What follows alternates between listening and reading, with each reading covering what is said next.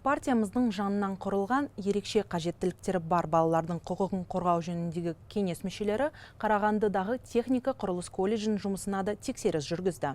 Мұнда ерекше білімді қажет ететін 82 бала оқып жатыр. Бұл студенттерді барынша қолдау, олардың оқу процесіне бейімделуін жақсарту және тәрбие жұмысындағы заманауи әдістер қолданылады екен.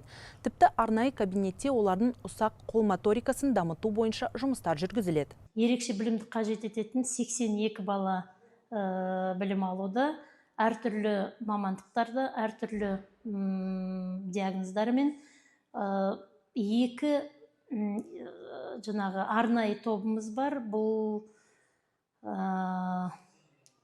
қолданбалы өнер мамандығы бойынша. Жалпы енді балаларды біздің ерекше білімді қажет ететін балаларға колледжімізде барлық жағдай жасалынған. Соның ішінде білім беру бағдарламаларының барлығы адаптированный жасалынған.